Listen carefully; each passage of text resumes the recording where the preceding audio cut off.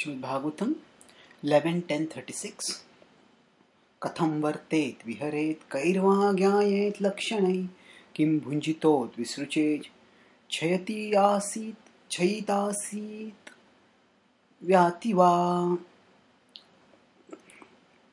So this goes on, this questions goes on to the next verse also. Let's look at this verse first. Katham vartet viharet. Katham, in what way? Vartet means to be situated. Viharet means to move around or to enjoy. Kairva jñayeta laksanaih. Kairva, how are we to know? Laksanaih, by what symptoms? Kim bhuñjitota visrjec. Kim bhunjit. Bhunjit means to actually eat over here. Visrjec means to evacuate, to pass out. Shayit, that is to lie down. Acyuta is to sit. Yati va, and to go. So here Uddhava is asking that at the bodily level the liberated souls will do the same activities as the conditioned souls. The liberated soul will eat, and the liberated soul will also evacuate. Liberated soul will also sit. They will also walk. They will also travel. They will lie down. So how can one, by what lakshana can one know that the Lord is, that someone is liberated and someone is conditioned?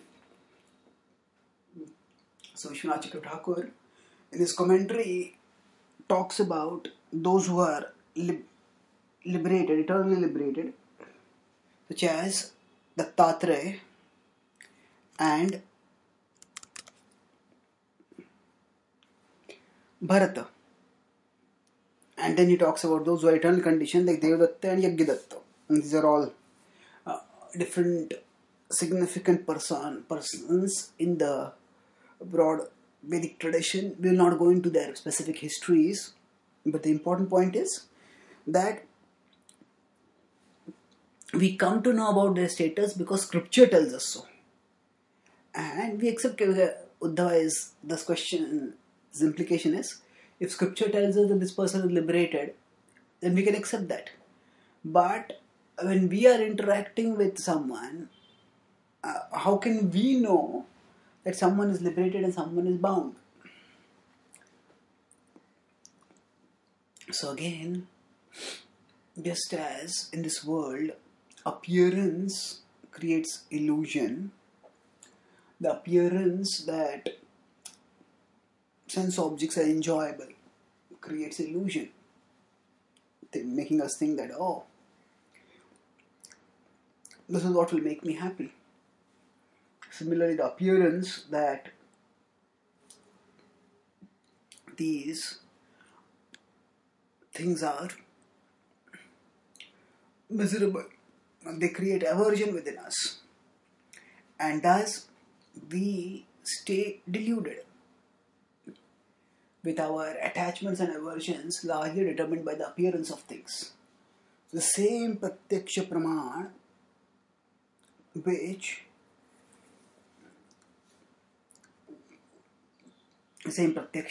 which actually creates illusion when we are living in this world and are seeking worldly gratification.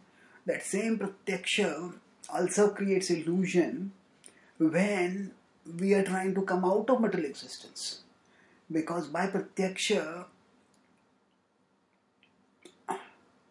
there is created another kind of delusion, which is confusion about the liberated state and the entangled state. So at an initial level, pratyaksha creates the illusion that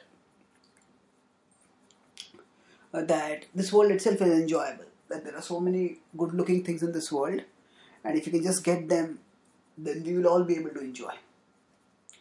Once we break free from that illusion, then comes the next level illusion, that is the illusion that we are that we can't differentiate between the liberated and the conditioned states. So, to give an example, if somebody is sick, but that person is so deluded that the patient doesn't even realize I am sick, then that is definitely an illusion.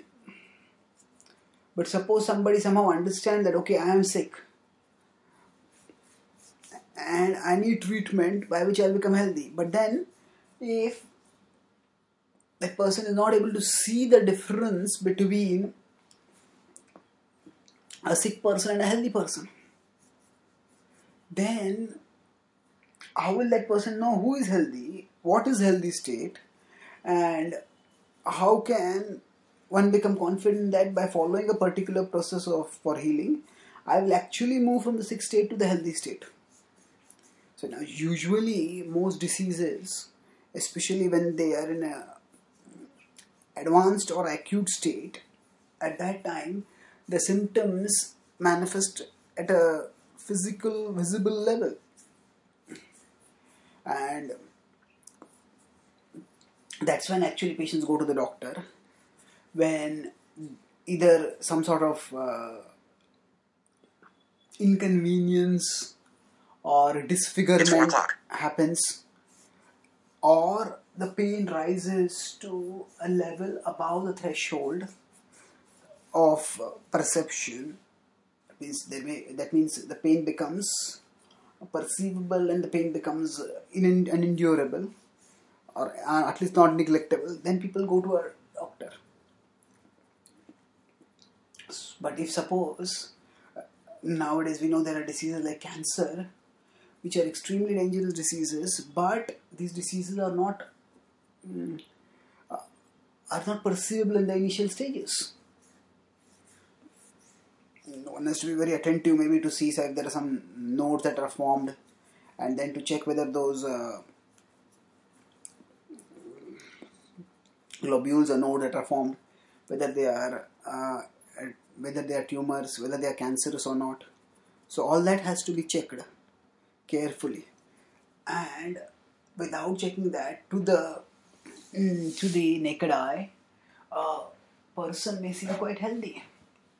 And similarly, a person may be racked by a terrible disease internally, but externally, because the disease has not come to the level of manifestation, so one may not be able to understand.